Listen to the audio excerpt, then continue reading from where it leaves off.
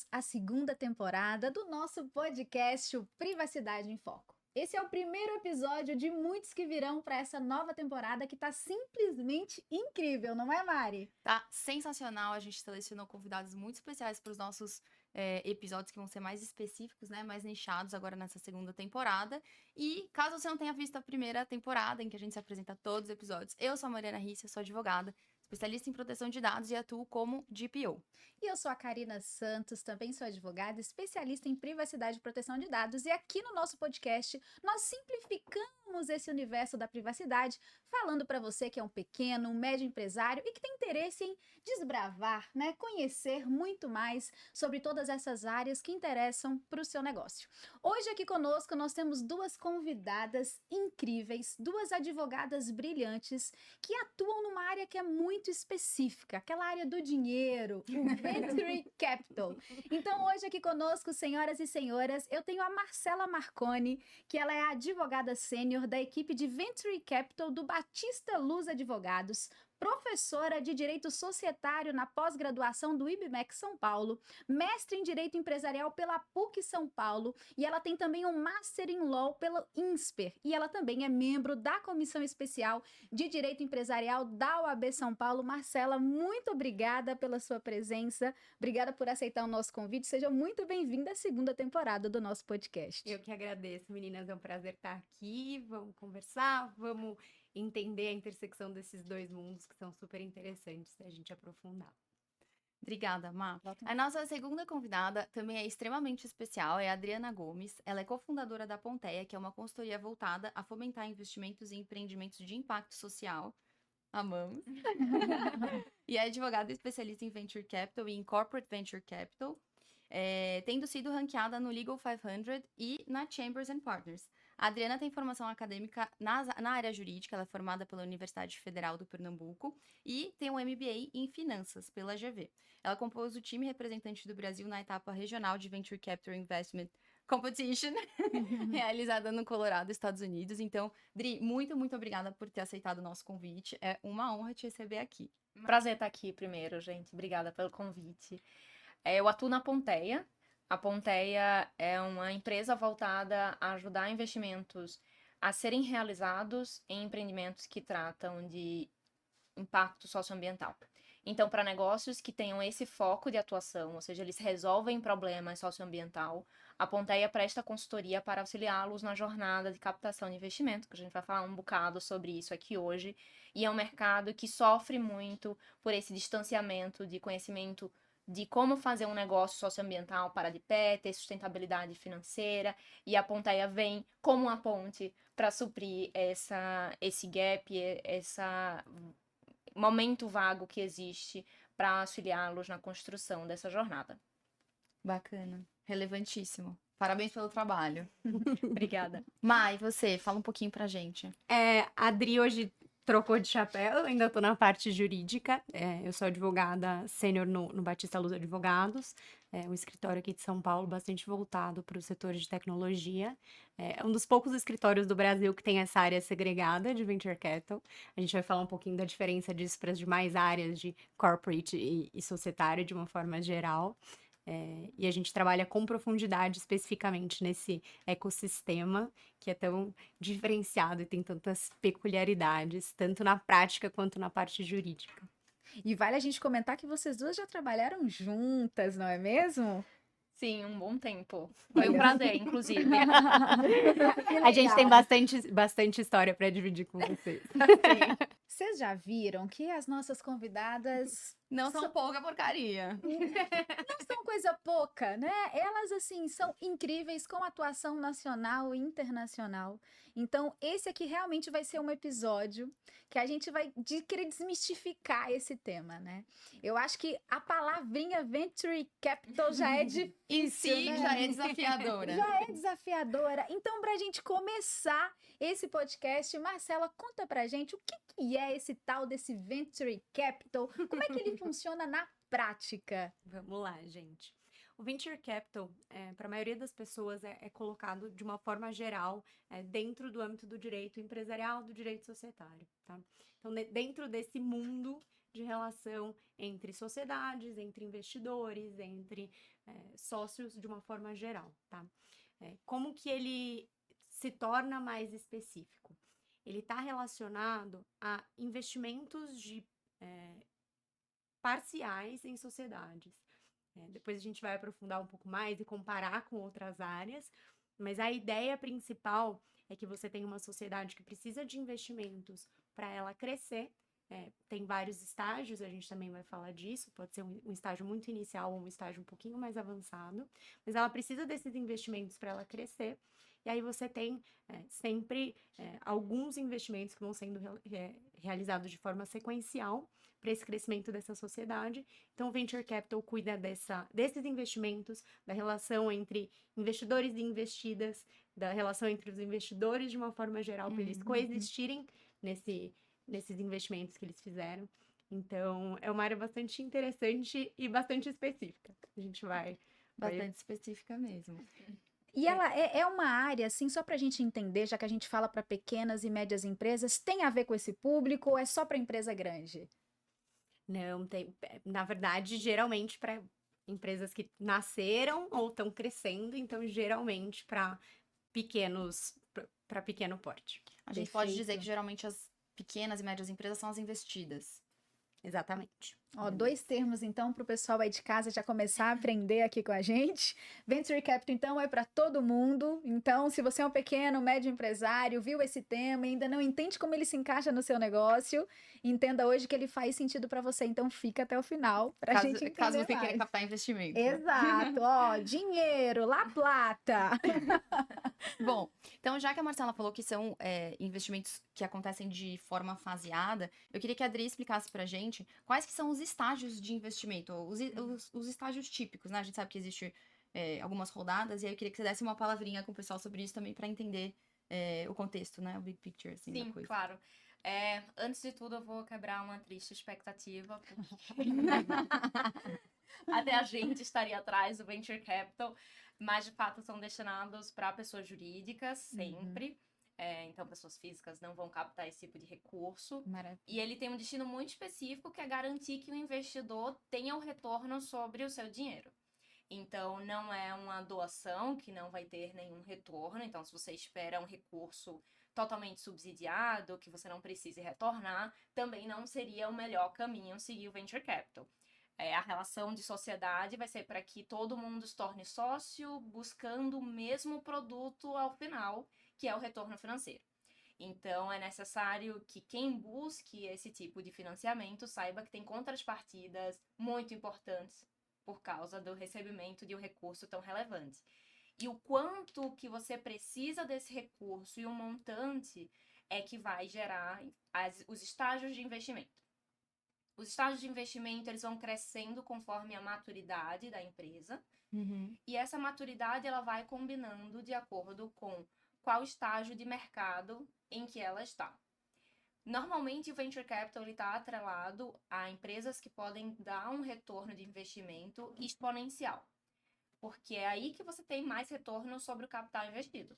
Então, quanto mais uma empresa cresce e tem a capacidade de dar esse retorno, é onde os investidores vão estar querendo colocar um aporte. Então, só para a gente fazer um comparativo, indústrias tradicionais, a gente normalmente tem um crescimento que ele tem um início que não passa por um vale de morte, que é o que a gente chama, porque já tem uma solução que o mercado busca, ou seja, você identifica uma oportunidade de mercado, já atua, já vai começar a gerar uma receita, em seguida lucros, com a previsibilidade muito maior. Mas você tem também uma previsibilidade de até onde você consegue chegar.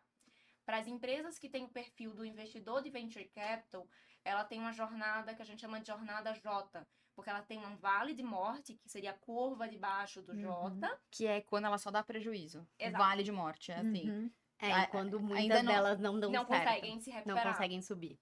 Que é aquela famosa etapa ali da startup que está começando e que tem aquele prazo. Exatamente, ou não bem no seria isso? comecinho ali, muitas delas não sobrevivem. Perfeito. Essa é a parte de baixo do J. Exato.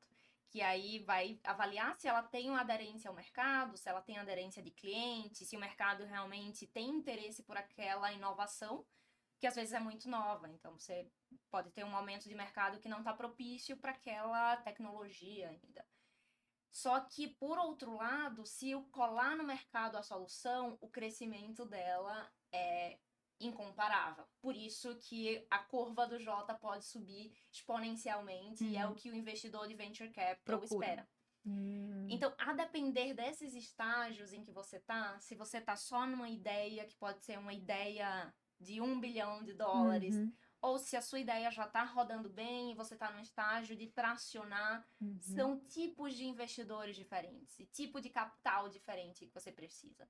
No começo você vai precisar de um investidor anjo, porque é alguém que vai estar ali do seu lado, te mostrando o mercado, abrindo porta, abrindo contatos. Depois você pode começar a buscar investidores seed, que tem um capital um pouco maior, mais estruturado.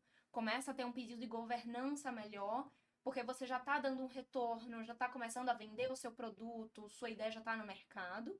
E em seguida você começa a ganhar escala, que é venda, crescimento de time, maior faturamento, e você começa a receber fundos de investimento mais robustos quando você entra numa etapa de série A, série B, e aí vai todo o alfabeto, se você quiser, almejando grande retorno final dessa jornada de investimento em venture capital. Então, é um caminho que vai sendo caminhado Uma trilha. junto. Exato. Então, muito interessante. E aqui, conectando com o nosso tema, né, com o tema do podcast, o que o pessoal espera escutar, eu, escutando a sua fala, eu imagino que a interseção com proteção de dados, com a LGPD, entra nessa fase em que a empresa já está um pouco mais, já está funcionando um pouco mais, já está um pouquinho mais estruturada, já ganhou ali uma musculatura, e começa a ser exigido dessa empresa, o próprio mercado exige, que ela faça algumas medidas de adequação, principalmente considerando o business de cada negócio. É verdade isso?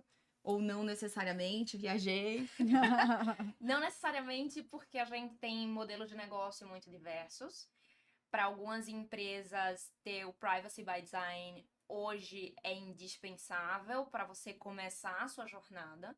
Então, a gente estava até conversando antes, se você tem uma empresa de saúde que você está pensando em uma inovação muito grande para, sei lá, coisas simples que hoje a gente tem dificuldade, que é de um hospital saber de outro quando tem transferência de paciente, a gente não tem uma transferência rápida dessas informações.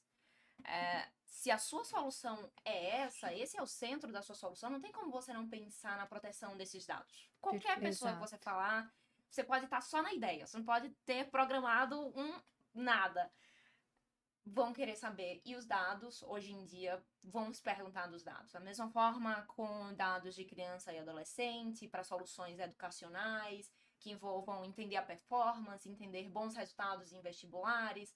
Se a sua solução está voltada para esse público, não tem como, desde o início, você não estar preocupado com isso, já está focando, inclusive, na rodada de investimento, parte do orçamento para uma contratação de um jurídico para fazer essa adequação, para você se antecipar a essa necessidade. Outras empresas em que a privacidade segue mais a reboque, como a necessidade, às vezes, secundária dos dados, aí sim, vai no momento em que ela está mais amadurecida, que ela tem um dinheiro para gastar com isso, já está com caixa um pouco mais livre, mas depende bastante do que é o foco da empresa.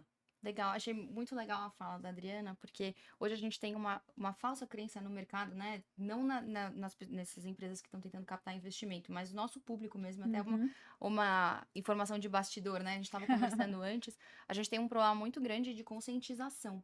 E quando você fala do Privacy by Design, para mim é assim, música dos meus ouvidos. Porque é muito difícil a gente chegar hoje e conseguir abordar esse assunto quando a empresa está nascendo. Mesmo para empresas que têm uma atividade, um core business bastante sensível do ponto de vista de dados, entendeu? Então, essa falta de conscientização, a gente procura bater muito nessa tecla. Até aqui, nos outros episódios do podcast, a gente sempre fala, olha, proteção de dados não é só para gigantes, proteção de dados não é só para não é só para big techs, não é só para startups, porque o empresário médio brasileiro, ele tem a tendência de esperar a fiscalização bater na porta, esperar tomar uma multa administrativa, ou tomar um processo judicial, para ele começar a se preocupar com esse tema. Então, Privacy by Design Incrível a sua fala, E adorei. nesse universo de venture capital, eu acho que é muito importante que eles entendam que se eu começo a tratar os dados como um insumo, como um item de valor ali no meu negócio, como algo que vai atribuir mais valor ao meu negócio, isso faz a diferença na hora que eu vou buscar esse capital de investimento, na hora que eu vou buscar esse tipo de aplicação, não é? Sim, com certeza. Olha só. O principal ponto é como o investidor vai olhar para isso.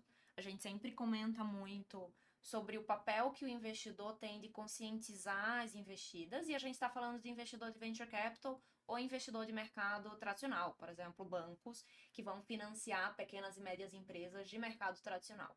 Se esses investidores começam a cobrar por isso e começam a dizer, amigo, eu só vou investir em você quando você estiver em compliance com isso, ou colocar, que muitas vezes aconteceu em diversas transações que a gente fez junto, um prazo de, ó, vou disponibilizar o recurso para você, mas você tem 30, 60, 180 dias, pareceu parcelas, né?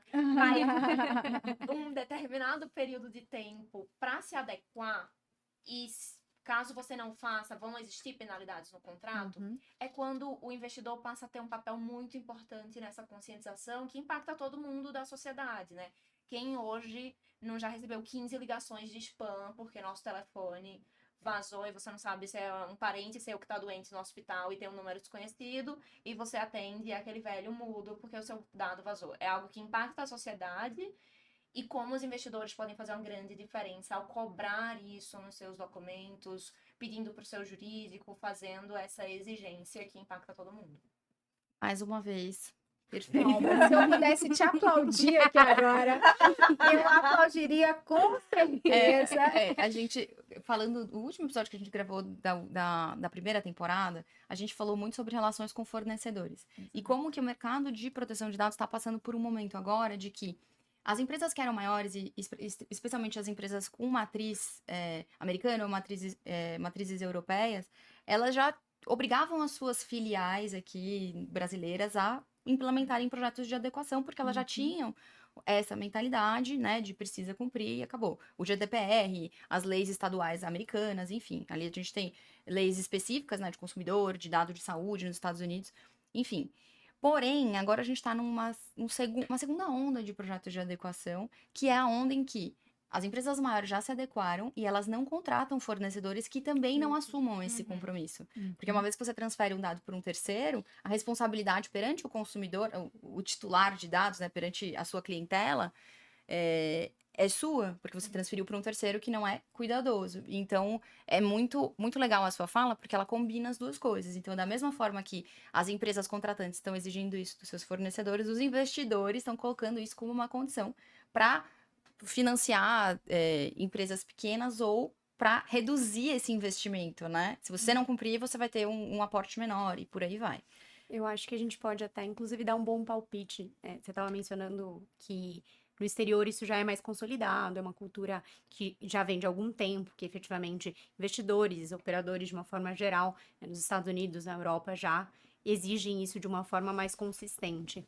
Eu acho que quando a gente pensa em investimentos, está pensando de talvez daqui a um tempo receber investimentos maiores, essa é a ideia, né, que os investimentos vão crescendo. Muitas vezes a gente faz o que a gente chama no Venture Capital de flip, que é quando a gente leva essas estruturas para o exterior por alguma vantagem, seja tributário, enfim, qualquer outro motivo.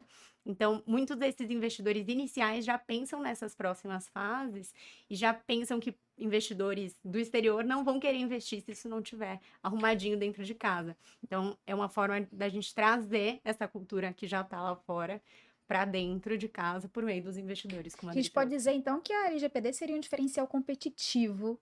Na atração de investidores. Sim, Legal. sim, com certeza, principalmente dependendo do ramo. Dependendo do ramo desde o começo, mas em todos os ramos em algum momento. Em algum momento. E por falar em ramo, eu acho que essa é uma pergunta que a gente quer muito saber, né? Vocês, principalmente a Marcela, que tem contato com essas empresas todos os dias, quais que são os setores, as atividades, assim, que mais estão relacionadas a essa exigência de requisitos de privacidade para que eu tenha um investimento aí de venture capital?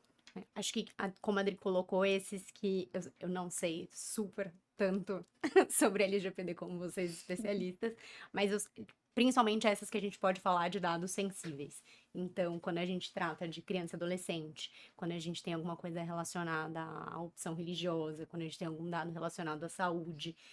Hoje em dia, o que está na moda, né, são as empresas de software as a service, então, os SaaS, né? E muitas delas estão voltadas a facilitar o dia a dia dessas atuações.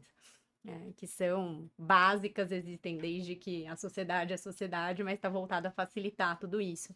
E dados financeiros também, principalmente. Então, quando a gente está falando desses dados sensíveis, isso é ainda muito mais importante. Muito legal.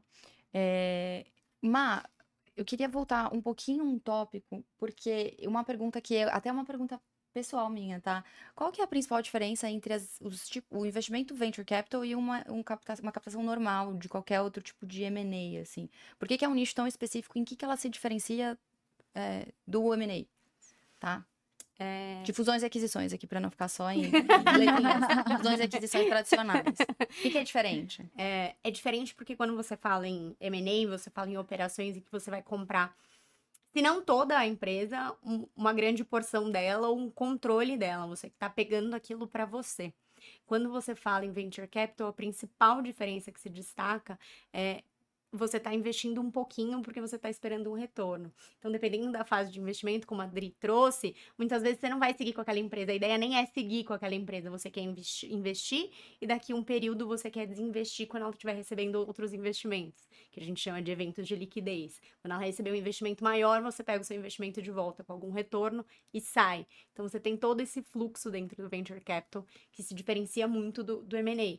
E aí você tem diferenças no âmbito prático, assim, por exemplo, quando você vai realizar uma due diligence no venture capital, você tem preocupações diferentes, você tem preocupações mais voltadas a questões de escalabilidade, a questões, não tanto os passivos que aquela sociedade já tem, sabe? Porque você não tá pegando os passivos para você, mas mais sobre riscos iminentes e sobre possibilidade de crescimento.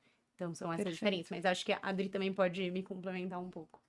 A Má fala isso, porque eu levanto uma bandeira que a Venture Capital não é M&A. Muito bom. Porque essa também é uma briga do mercado jurídico, Super. separar cada um em sua caixinha. Porque a diferença, pelo menos no nosso dia a dia de trabalho e no relacionamento que os clientes vão ter entre as partes, é que um é o início de um relacionamento. Depois eles vão estar de mãos dadas, direcionados para fazer a empresa crescer.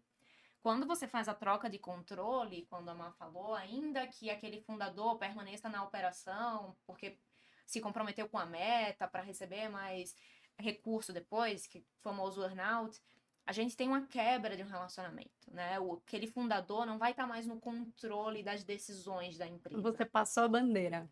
Então é meio toma essa batata quente ou não.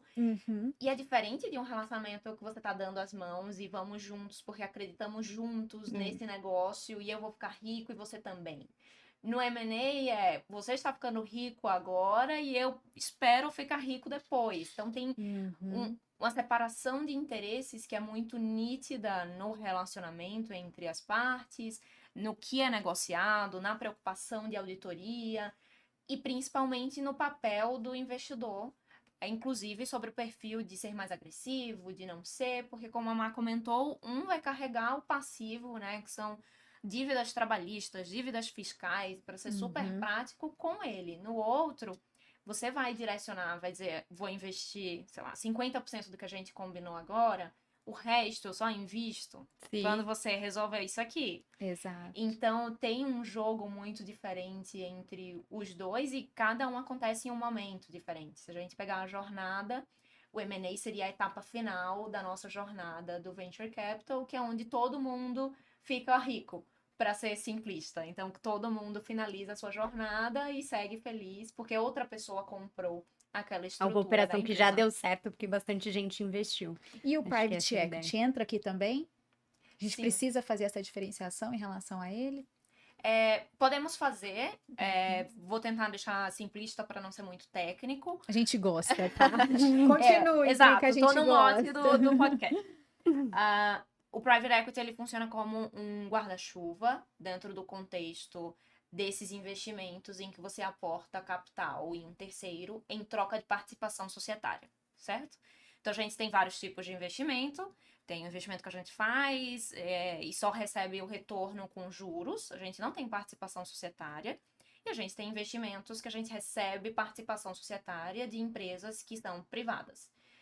Nesse contexto, a gente tem o private equity, que é basicamente a tradução quase que literal, que é você adquirindo participação societária em outra empresa. E aí você pode adquirir por meio do venture capital, você pode adquirir por meio de M&A. Então, tem o conceito do private equity, que é mais esse guarda-chuva, e existe ainda uma subdivisão de um private equity mais direcionado para empresas que fazem M&A, que são fundos especialistas em comprar outras empresas. Esse tipo de fundo a gente chama de private equity. Mas ele é mais detalhado de uma forma técnica, mas de forma ampla a gente pode vê-lo como um guarda-chuva que é deter participação societária em outra empresa privada. Eu acho que, em resumo, de tudo que elas estão falando, você precisa se organizar juridicamente. Você precisa entender onde você quer chegar, quais são os seus objetivos, quem você quer do seu lado, qual modelo de parceria ou de investimento esse empresário quer ter ali consigo para conseguir tracionar o seu negócio. E do que ele está disposto a abrir mão. E do que ele está Estou disposto a abrir mão de participação, estou disposto a abrir mão de controle, eu quero alguém mais colaborativo aqui do meu lado, que vai me mentorar. Passa por tudo isso. E passa por tudo isso, por essa estruturação jurídica, e entender que privacidade, proteção de dados, atendimento LGPD é um elemento da constituição de toda essa estrutura que ele está criando ali, né, para poder, quem sabe, receber um investimento, quem sabe, né, vender o seu negócio ou trazer alguém para dentro do seu negócio para fazer crescer, né? Acho que, em resumo, seria isso, meninas. É isso. Sim. É isso. Legal, muito legal. Aí, acho que, Má, pra você, essa é a minha próxima pergunta. Uma bomba. Que tipo... Não é bomba, não é bomba. Eu juro. A gente tá guardando as bombas pro final. Que tipo de critérios, tirando as empresas que já precisam nascer com proteção de dados, né? Que são aquelas que a gente... que pela atividade que elas escolhem desempenhar, elas precisam já ter o privacy by design ali na largada, para captar 1 centavo que seja. Tirando essas empresas, né? Aquelas empresas que não têm um business tão relacionado com... Não tem tanto dado pessoal assim na veia.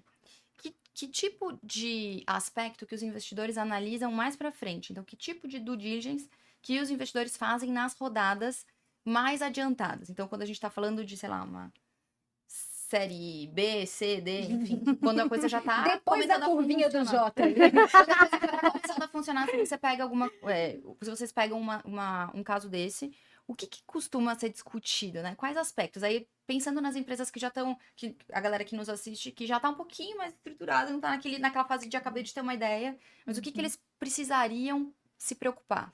Eu acho que nesse momento vai se discutir menos sobre você ter realizado um projeto de adequação e mais sobre como é a operação hoje em dia, efetivamente, quais riscos você já mapeou nesse andamento, não tão de uma forma técnica, mas mais de uma forma prática, e o que você já teve de problema ou não teve.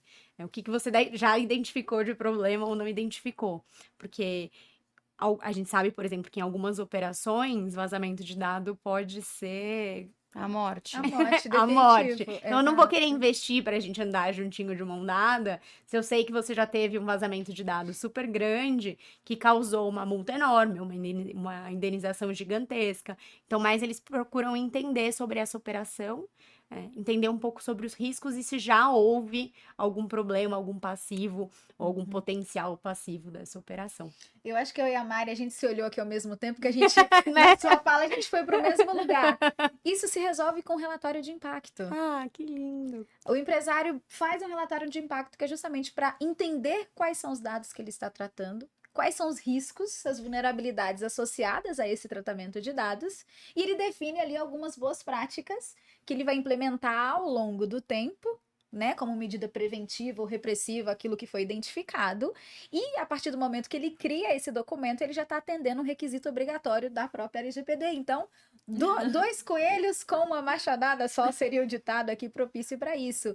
Então, eu acho muito interessante quando eu tenho essa intersecção daquilo que a lei me exige e que eu acabo cumprindo lateralmente, pensando em outros interesses, mas que eu consigo fazer os dois ao mesmo tempo. É o que a gente chama aqui na consultoria muito de uma adequação LGPD de forma eficiente. Que você consegue atender aqui a várias frentes de interesse do negócio, cumprindo as obrigações regulatórias, sem viabilizar a atividade que quer ser desenvolvida, principalmente atividades de alto risco relacionadas à tecnologia e uso de dados em volume, né, no MVP ali principalmente, né, a gente sabe que isso acontece. Então, eu acho muito legal quando você traz enquanto algo que é natural, que acontece em todas as séries, mas principalmente nessa mais avançada, a necessidade de entender quais dados risco. estão sendo tratados, quais riscos estão relacionados à operação. Eu acho que duas coisas. Na hora que eu tirei, eu tava pensando em um outro documento também, que a gente fala muito, que é a espinha dorsal de qualquer adequação LGPD, que é o relatório de atividades. Então, o data mapping, assim, que a gente chama. Eu pensei no data mapping, já linkei. Dá para fazer o data mapping, um relatório de impacto junto. Quando você faz um mapeamento de dados, um data mapping, é justamente você conversar com... Você pega o organograma da empresa, conversa com um representante de cada área para você entender o que cada uma daquelas atividades... Quais são as atividades que cada área desempenha. E você precisa, dentro da LGPD, o requisito você tem que, para cada atividade, atribuir uma base legal. Quando você faz isso, naturalmente você identifica processos que estão com risco maior ou menor e processos que têm gargalo, ou, por exemplo, quem que está contribuindo para que a empresa seja menos eficiente. Você entende todos os processos e fala, poxa, mas essa informação está entrando por aqui e ela está saindo por aqui, mas a pessoa, ao invés de pegar ela no meio do caminho, depois ela liga de novo para coletar a mesma informação que já tem no sistema. Você começa a identificar um monte de redundâncias que muitas vezes vão convergir para o risco maior. Então, são esse documento e também o relatório de impacto, que é um documento exigido em situações específicas, quando você já tem atividades ou você vai implantar atividades.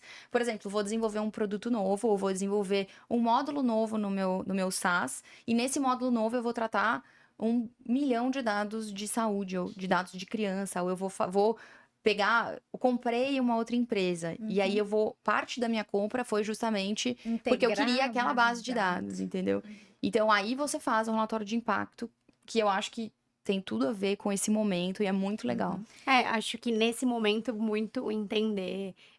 Culturalmente, você pode talvez não ter feito a sua adequação anteriormente, mas você não fez, e agora? Por onde eu começo, exatamente, por onde eu começo, o que isso já te causou, o que isso pode causar, e entender efetivamente qual que é aquele momento, né? Acho que muito legal. disso. Vocês já pegaram situações, aí para as duas, tá? Tanto o Má quanto o Dri, em que a avaliação, o valor que aquele investidor se comprometeu a investir foi reduzido porque foi identificado um problema do diligence de proteção de dados? Vocês se lembram de algum exemplo? A gente não pode nomear, né? Não, sem mas só sim, não, enfim. O que vocês... Olha, a privacidade delas aqui vai além. O problema é grande. Mari, não em relação ao valor do investimento em si, porque o valor do investimento ele está relacionado ao quanto de caixa a empresa precisa para sobreviver determinado tempo. Ou para lançar uma nova unidade de negócios, ou para lançar um novo projeto. Isso não vai alterar conforme o tratamento de dados. O que a gente pode ter de impacto relevante é dentro da avaliação de mercado daquela empresa. Então, qual o valor que ela tem no mercado? E, consequentemente, impacta se eu estou investindo o mesmo valor, mas a sua avaliação de mercado é menor, eu compro mais participação societária. Então, tem um impacto grande... Na diluição dos outros. Exatamente, na diluição dos fundadores.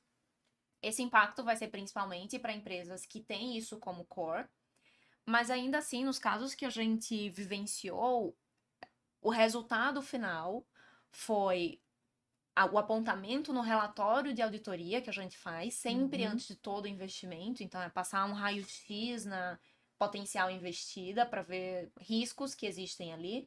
Não tem uma adequação, aconteceu um vazamento, a gente já aponta um risco como alto. Se tiver um problema de ser uma empresa que tem um tratamento de dados sensíveis, sem nenhuma adequação, que já tem algo muito grave que a gente identificou, a gente aponta como risco muito alto, e a Uhum. partir daí, junto com o cliente, a gente direciona qual a solução que vai ser dada. Para alguns cenários, o cliente acha, poxa, a solução é incrível, não vou deixar de investir, ou não vou reabrir essa discussão comercial, porque a discussão da diluição é sempre um chororô muito difícil e compreensível de ser difícil, e opta por outros caminhos, que é uma redução de prazo para implementação, que é a definição de, ó, a gente assina o contrato, mas eu não coloco o recurso agora, eu só coloco o recurso quando você estiver adequado. Perfeito. É a estruturação de seguros, se der alguma bronca na perspectiva de proteção de dados. Então, você abre um leque das possibilidades que a gente tem de fazer o negócio endereçando esses riscos, né? Que pode aí impactar desde o valuation, que é esse valor de mercado da empresa, ao momento que o recurso entra, ou formas de penalidade, como o risco pode ser endereçado. E aí foi o que a gente falou, e aí é andar de mão dada para consertar o problema. Uma vez que você decidiu investir, você identificou esse problema, é andar de mão dada para resolver. Essa é um pouco a Mas ideia. vocês já viram algum caso assim que foi inviável, onde talvez esse investidor desistiu, ou que talvez ele repensou muito aquele negócio a ponto de se tornar, né, um empecilho muito grande, por estar faltando essa adequação do ponto de vista de privacidade, de proteção de dados, ou talvez pelo simples fato não de adequação regulatória, mas de falta de governança com os dados em si. Então tá ali no core business daquele negócio tratar dados, explorar dados, receber informações, só que talvez esse empresário não estava tão atento para o valor que esses dados teriam para o negócio. Vocês já viram algum cenário nesse sentido? Sim, acho que o principal cenário que eu recordo de uma discussão muito grande que teve em torno dos dados foi na empresa de educação para lidar com dados de crianças e adolescentes. Voltado exatamente a ideia era muito boa, que é entregar os dados para aquela família. Ou seja, se a criança mudasse de colégio, todo o histórico de avaliação dela estava com os pais, a escola podia solicitar que fosse repassada para outra escola. Mas uma interoperabilidade, assim. Exato. Tipo quando você quer transferir de operadora de celular, um histórico de saúde, né? Essa obrigação de os Exato. planos, né? Conseguirem transferir os dados de forma Exato. que você não perca o seu histórico, tanto pro bem quanto pro mal, né? Se você tem um histórico bom, você quer se valer daquele histórico positivo para qualquer seguro. Entendi. Exato. Era um cenário como esse. E, PS, desculpa eu te interromper, mas isso é um direito previsto É, na LGPD. eu tava pensando A exatamente isso. interoperabilidade é um direito do titular. Então, em tese, para serviços digitais, todos teríamos esse direito de que o nosso dado fosse entregue, né? A gente não tem como exigir um formato, você não pode obrigar, eu quero que você me transfira em Excel, entendeu? Tem que ser uma coisa viável, mas em tese você tem essa autodeterminação informativa que a gente chama, de pedir para transferir do player A para o player B. A ideia é tirar aquelas barreiras de mercado, sabe? Sim. Aquelas barreiras de transferência, principalmente pensando aí em operadoras de telefonia e planos Então, de saúde. olha que interessante esse exemplo. Então, você está dando um exemplo de uma empresa que tinha uma ideia incrível, que facilitaria a vida da família, traria as informações escolares, né, de uma forma concentrada ali, unificada. Está relacionada a um atendimento de direitos dos titulares previstos na LGPD, mas tem uma vírgula aqui, né? Porém, o que Exato. aconteceu? A empresa fazia outras coisas, mas não vou dar muitos detalhes para não... Individualizável. A nossa ideia é que o nosso episódio não seja derrubado do YouTube. Então, por favor, Hoje, inclusive... não violem segredo de negócio. Exato, estávamos numa audiência pública sobre regulação das redes sociais e das plataformas digitais. Esse é um tema que foi tratado lá. Complicado. E o que aconteceu foi que na auditoria, usualmente acontecem duas coisas. O fundador acredita que tá tudo bem, sempre. Então, a gente sempre faz uma entrevista, a resposta é sempre perfect. Estou pleno. Sem ressalvas. Tá tudo certo. Nenhuma ressalva, tudo incrível. Passa pra etapa 2, a gente vai olhar e confirmar. Nunca tá. Spoiler, nunca tá. É raro, mas acontece muito. Tá parecendo tanto cenário de LGPD, não sei por quê. E nesse cenário, o apontamento que eles trouxeram era como se eles já obtivessem a autorização para o tratamento daqueles dados. Hum. Tentando se usar desse artifício e permissão da lei, porque os pais assinavam a utilização da plataforma, enfim, e por causa disso já autorizava eles a tratarem os dados das crianças. Nossa, eu preciso fazer uma pausa. Esse seu À exemplo vontade. tá trazendo muitas brechas. A gente fez um episódio específico para falar de consentimento e a gente volta aqui agora nessa mesma confusão do consentimento. Coletar aquela autorização dos termos de uso para uso de uma plataforma, de uma aplicação. Não é um consentimento. Não é um consentimento específico para o tratamento de dados pessoais. Para que esse consentimento exista, ele tem que cumprir todos os requisitos que eu não vou falar agora para que vocês possam assistir a esse episódio. Então, volta lá na temporada 1, procura esses 2 episódios, o sobre o consentimento e sobre os termos de uso, políticas de privacidade, porque vocês precisam muito entender essa diferenciação e ela tá vindo aqui na prática agora pra gente. Até pra você saber se você não tá sendo engambelado. Exatamente. Na hora que você contrata um serviço, assina, né? Autoriza concorda com o termo de uso. Então, e assim, Dri, eu não sei exatamente o timing disso, mas a gente teve uma discussão na Autoridade de Proteção de Dados e uma expectativa muito grande depois que a lei foi aprovada, que era específica a respeito do tratamento de dados de criança e adolescente, porque a LGPD, só analisando ela é um pouco ambígua em relação às bases legais que você poderia utilizar para usar. tratar dado de criança e adolescente. Então, por muito tempo, antes de ter essa definição, a gente ia por consentimento por segurança. Aí depois veio o entendimento de que você pode usar as outras bases legais, enfim. Mas foi uma discussão hercúlea, assim, sobre esse tema. Então, dependendo do timing que isso aconteceu, deve ter sido fogo no parquinho mesmo. De fato, foi.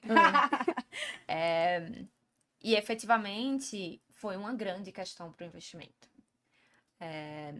De sair no relatório de auditoria e imaginem que quando sai um relatório de auditoria, se o investidor decide seguir com aquele investimento, mesmo com um risco apontado como muito alto, ele não tem respaldo Contratual.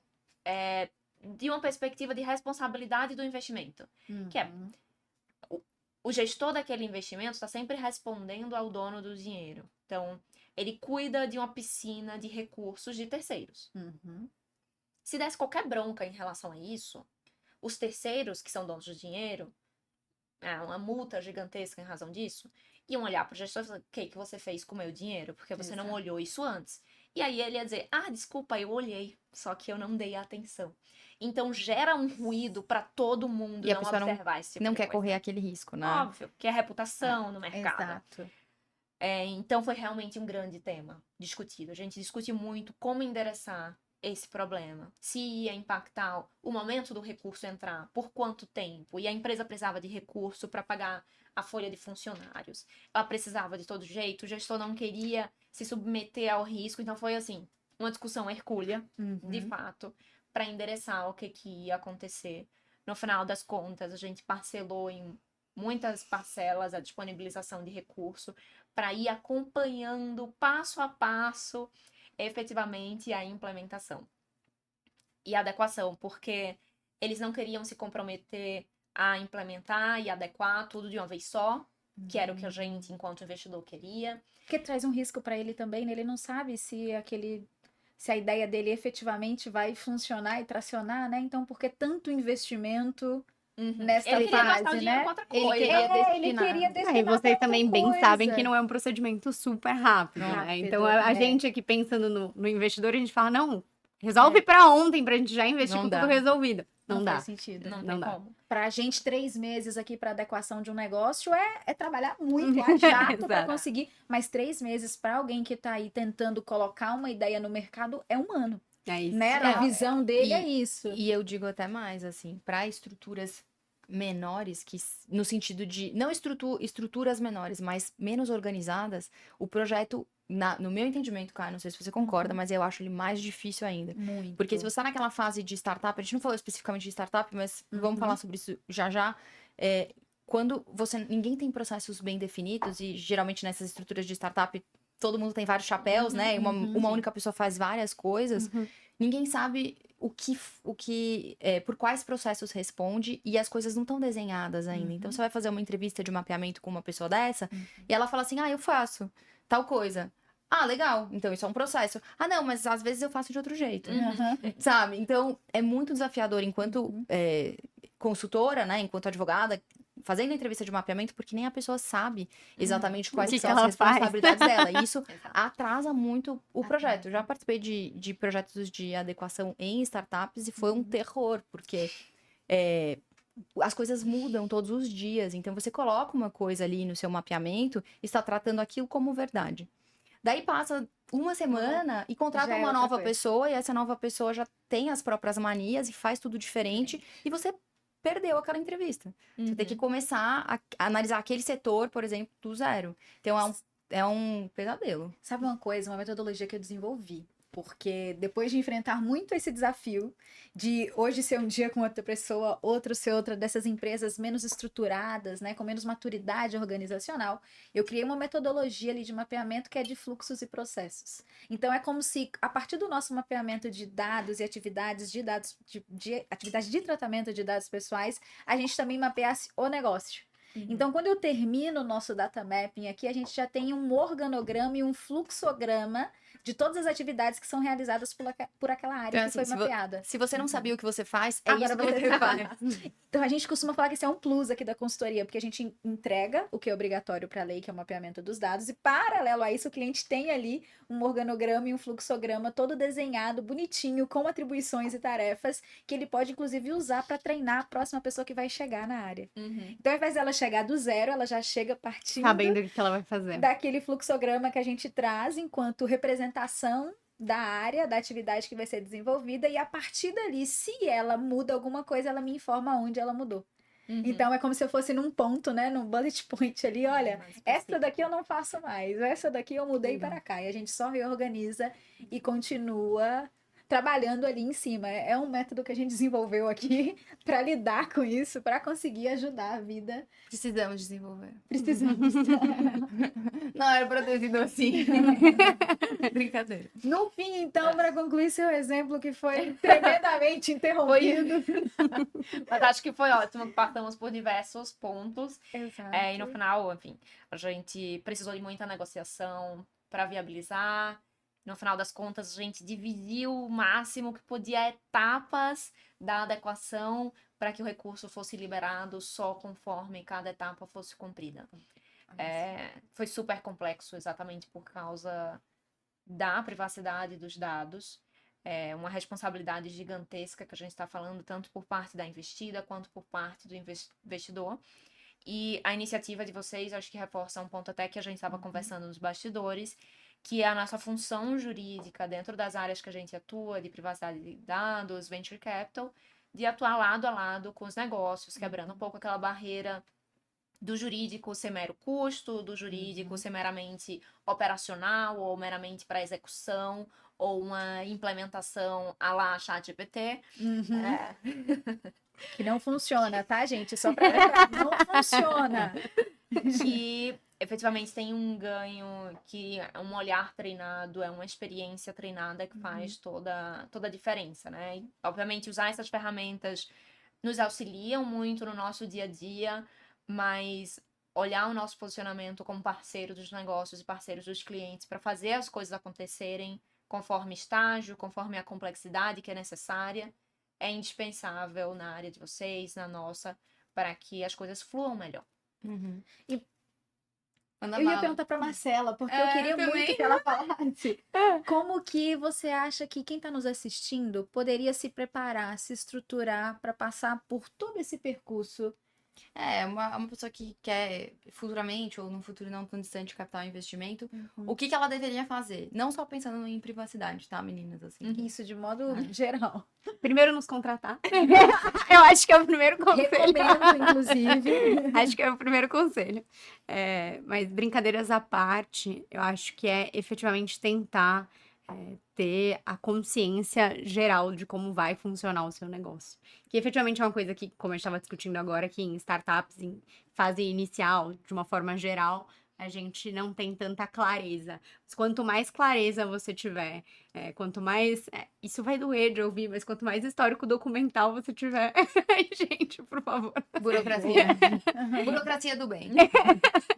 Acho que ter tudo isso preparado de uma forma mais organizada. Acontece muito de a gente pedir documentos em due diligence, por exemplo, e ninguém ter a menor ideia de onde aquilo foi parar, ou quem tem essa informação dentro da organização. Então, ter essa ideia geral de como funciona, ter isso mais organizado possível, juridicamente também, se possível, mas pelo menos de uma forma operacional, organizado, sobre como funciona, quem tem cada documento e quem tem cada informação.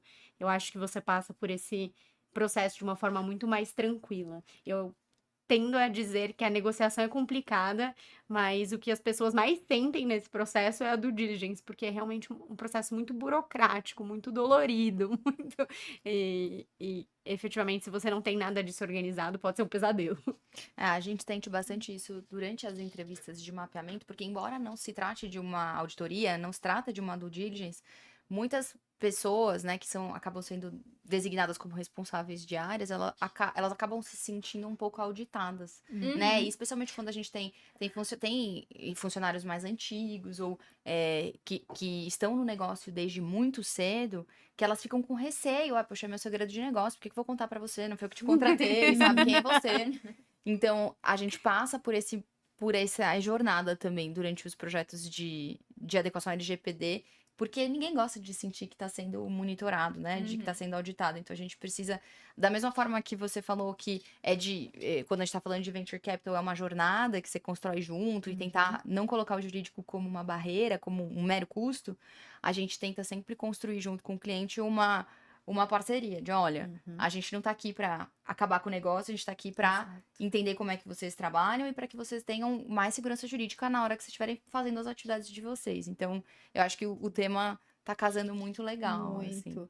Assim. E principalmente mudar essa chavinha dele, do cliente, para falar, olha, inclusive se você investe aqui no tratamento adequado dos seus dados, na governança dos seus dados, na adequação a essa lei que tem tantos riscos associados aqui ao seu negócio, que pode te dar uma multa, que pode te dar uma penalização, que pode inviabilizar o seu negócio. Então a gente vira essa chavinha para falar, se adequar ao LGPD é bom. E aí, vai te ajudar a ter um recurso, vai te ajudar a receber um investimento, vai te ajudar a ser melhor visto no mercado, vai te ajudar a criar uma relação de mais transparência, confiança com seu cliente, se ele for uma pessoa física ali no final, se ele for uma pessoa jurídica, melhor ainda, que você se mostra um aliado na construção da reputação da marca dele. Então a gente vem e vira a chavinha. E aí, já nos encaminhando pro final, meninas. Não acredito. Eu já nos encaminhando pro final. Como que vocês entendem aí, primeiro a Mai, depois eu queria ouvir a Adri também, como que, já que a gente também deu uma pincelada, né, falamos um pouquinho de startup, assim, bem en passant, como equilibrar esse crescimento rápido quando a gente consegue fazer a curva do J subir? Como equilibrar esse crescimento rápido com a conformidade regulatória, Má? Eu acho que quando você toma esse cuidado, primeiro tendo investidores e fundadores responsáveis, acho que os fundadores eles ditam todo o rumo da empresa, mas a escolha pelos investidores também é muito importante. Muitas vezes você vê que as startups acabam escolhendo investidores por quem coloca dinheiro primeiro, ou quem dá um cheque de 50 mil a mais, mas é muito estratégica essa escolha, principalmente nesse estágio inicial ali, isso tudo faz muita diferença. Então, ter fundadores dedicados e preocupados e ter investidores estratégicos que efetivamente te ajudem a fazer esse crescimento de uma forma responsável e organizada, novamente, organizada de um ponto de vista tanto operacional quanto jurídico, é absolutamente essencial. Não é jabá, mas ter bons advogados também é muito importante.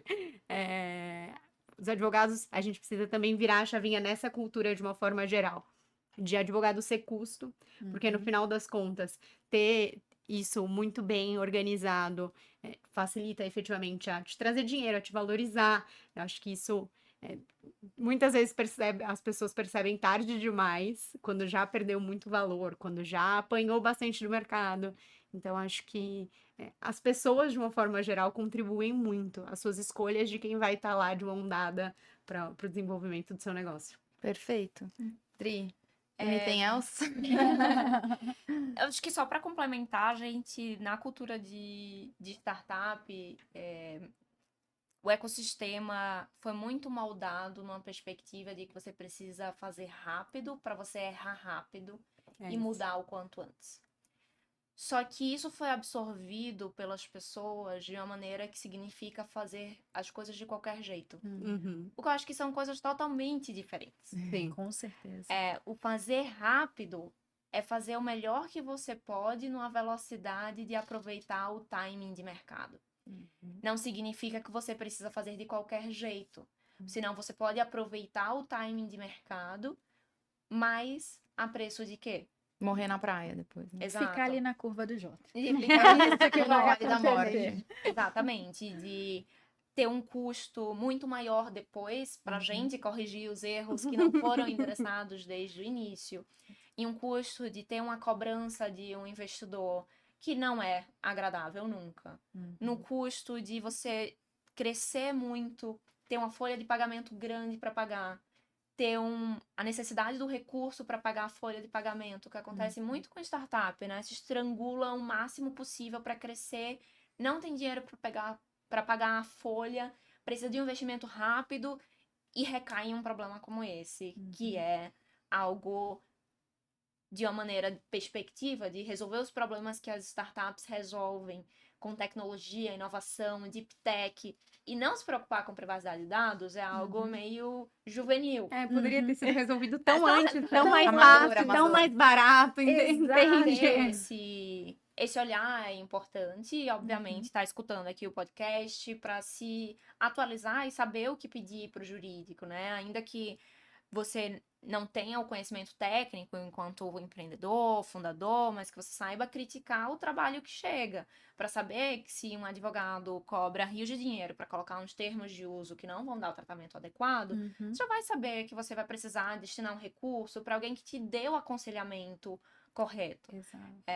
Então, às vezes o barato sai muito caro. Depois a gente é super especialista, né? Eu acho que você tem que sempre Gato equilibrar. escaldado. Sempre equilibrar a questão de custo financeiro e custo de oportunidade, Exato. né? No final, efetivamente, o barato Sim. sai caro e a oportunidade que você deixa de ter, porque você quis economizar ali no começo, é uma coisa que não vai voltar. E para startup isso pode ser fatal, né? É o que eu falo sempre, não é o mais barato ou o mais caro, é o mais eficiente. Exatamente. Exato. O equilíbrio é esse, o equilíbrio é efetividade, se olhar para aquilo que te traz resultado. E resultado não significa pagar mais barato agora, esse resultado significa não ter que pagar de novo, por exemplo. Exatamente. Então eu sempre falo, gente, não é barato ou caro, é para pensar um minuto, racionalmente, o que eu posso fazer para não precisar olhar para isso de novo, Exato. para resolver este problema, porque só colocar para debaixo do tapete fica caro. Ele vai voltar. Ele volta, e ele volta maior, ele volta mais difícil, ele Vai volta mais voltar. caro, e às vezes ele volta sem solução. Exatamente. E aí já é. E falando sobre esse monstro voltar maior, o que me veio em mente agora, né? A nossa autoridade de proteção de dados, ela, por enquanto, tem tomado uma postura bastante educativa. Então, ela tem aplicado determinadas sanções, sim, mas o primeiro passo é sempre orientar. Eles, enfim, divulgam muitos materiais, eles dão notificações antes de instaurar um processo fiscalizatório e tal. Então, eu acho que quanto mais musculatura a empresa tem, mais vai ser exigido dessa empresa. Em contrapartida, quando você já você é uma empresa recém-criada, que você é pequenininho e tal, é natural, e a lei prevê essa modulação de... Tanto a lei quanto o procedimento fiscalizatório, né, a regra de dosimetria, prevê uma modulação de atividade repressora e de atividade de fiscalização propriamente dita. Então, ele vai voltar maior? Sim. Porque você já teve investimento, você destinou R$1 milhão para o desenvolvedor e não destinou R$50 para um jurídico, por exemplo. Entende? Então, ele vai voltar maior com a fiscalização, ela vai e ela deve considerar essa jornada também. Então não é só o que a gente viu na prática, também tá na lei. Tá na vai lei. voltar Exato. maior. Tá na lei. Ótima observação. Então, eu acho que, assim, Foi maravilhoso o nosso papo. Adorei. Assim, várias coisas passando na minha cabeça. Cheia de dúvida aqui ainda. Mas a gente precisa dar um sossego para as meninas também. A gente volta. Isso, pronto, já tá combinado que vocês vão voltar aqui para falar desse tema de novo. Então, eu queria que cada uma de vocês, começando pela Má, começando pela Adri, vocês decidem uma mensagem final para os empreendedores que querem transformar os seus próprios negócios, colocando a privacidade como um ativo estratégico. Vai, Marcela. Então, Adri, pronto, passou a bola. Se vira agora. Bom, eu acho que atualmente está no momento de todo mundo continuar olhando para isso. O que a gente percebeu de mercado, de venture capital, de timing, eu acho que é importante para os empreendedores essa percepção, é um grande boom de preocupação, e aí depois se torna uma preocupação meramente técnica, que um empreendedor começa a emprestar para o outro, aquele velho contratinho, eu pego aqui e uso, e é trazer essa conscientização de que cada caso vai ser um caso. E tudo que a gente conversou hoje, eu acho que é um grande recado sobre isso, né? De como preparar um negócio tratando a privacidade como um ativo. E especialmente para os negócios que lidam com isso como core. Você pode ser o maior técnico do mundo em conhecer a tecnologia, conhecer o deep tech que está desenvolvido ali, mas é importante contar com uma assessoria específica para estar olhando para a privacidade dos seus dados, para fazer todo o mapping. E que se não tiver um grande problema para ser resolvido, isso é excelente. Às vezes a gente tem uma percepção de que o problema jurídico só está resolvido quando foi aquela velha visão de seriado de jurídico, né? Que o advogado bom é aquele que pega uma bronca gigantesca e faz sumir. Aquilo não existe. Cheguei com um papel e resolvi o seu problema. A função é exatamente fazer com que aquela bronca que faz o empreendedor perder noites de sono não aconteça. Que a sua noite de sono seja perdida, voltada para o negócio, para fazer o negócio crescer, e não por causa de um vazamento de dados. Então, acho que a grande mensagem que a gente podia deixar hoje, eu particularmente queria deixar, era essa. Agora é você, nada de fugir. Nada de fugir. Vai, Eu Marcela, acho uma que- mensagem. Essa conscientização é extremamente relevante. Acho que trazer principalmente a realidade dos fatos, em que a fiscalização hoje em dia ela tá bem boazinha, mas daqui a um tempo tende a não ser como foi, como a gente viu no cenário internacional, deixar de ser tão boazinha, tão tranquila. Trazer essa observação de mercado, cada vez mais os players, cada vez mais os investidores estão muito atentos para isso. Então, efetivamente, faz diferença. E, efetivamente, virar a chavinha também dessa ideia de que advogado cuida de um problema. Não precisa esperar você ter um grande problema, não precisa você esperar ter um contencioso. Não precisa esperar virar um problema, né? Você não precisa esperar um investidor bravo porque você não fez antes, sabe? Exatamente, é um custo, é um preço pequeno para economizar o custo de oportunidade depois. Eu acho que é efetivamente esse processo de conscientização e de mostrar esses resultados. Acho que parabéns, meninas, pelo podcast de vocês, por fazer essa conscientização tão importante. Acho que é muito relevante a gente reforçar isso sempre. E agora a gente quer que vocês deixem um contato, algo que as pessoas que estão nos assistindo possam falar com vocês, contratar consultoria, contratar todo o serviço que vocês oferecem, que eu acredito que vai ajudar todos eles nessa jornada aí na busca de um investimento, na busca da melhoria do seu negócio. Como que o pessoal encontra vocês? Acho que a melhor forma é o LinkedIn, sempre. Vocês podem me encontrar procurando por Adriana Gomes Ponteia. Adriana Gomes é um nome comum. Atenção para os meus pais. Mas acompanhado de Ponteia, que vem exatamente de ponte. Então, a escrita é da forma como se fala. Vocês vão me encontrar, mandem uma mensagem, um pedido de conexão. Para mim é sempre um prazer essas trocas. Não precisa ser um serviço. Só de a gente construir junto e colaborar, para mim já é excelente. E obrigada, meninas, pelo convite. Acho que o LinkedIn é a rede social do momento. Podem me encontrar por Marcela Marconi. Acredito que eu sou uma das poucas. Ela é chique, gente. Mas se tiver alguma dúvida, Marcela Marconi, quando você colocar o VC de Venture Capital, vai aparecer lá. E eu reforço o que a Adri colocou, é sempre muito importante fortalecer esse ecossistema de uma forma geral.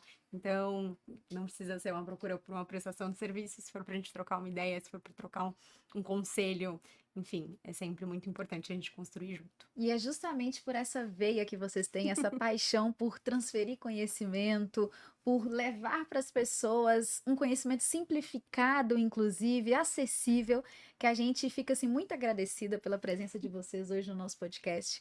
Foi uma honra recebê-las aqui. Eu acho que inaugurar essa segunda temporada com duas pessoas tão legais, divertidas. Vocês concordam, né, gente? Que talvez esse tenha sido o episódio mais divertido. Agora, os próximos que lutem. Eu acho que os próximos convidados que lutem. Que lutem. Mas a gente fica assim, muito feliz de recebê-las aqui. Muito obrigada por tudo que vocês compartilharam. Esse é só o início dessa segunda temporada, é só o primeiro episódio. Tem muita coisa interessante vindo por aí, muitos convidados especiais Com certeza. também vão compartilhar muito conhecimento com vocês. A gente sempre fala, esse podcast aqui é uma oportunidade para você virar a chave no seu negócio, entender uma nova formatação que é real. A gente trouxe aqui muitos exemplos práticos hoje de que você precisa mudar a forma como o seu negócio atua, mudar a forma como o seu negócio se organiza. Então, aproveitem a nossa segunda temporada. Muito obrigada pela audiência de vocês. Já compartilhem esse nosso episódio com o máximo de pessoas que vocês puderem e continuem nos acompanhando por aqui. É isso aí, galera. Obrigada. Beijo, Até gente. o próximo episódio. E eu tô Obrigada. ansiosa. Tchau, tchau.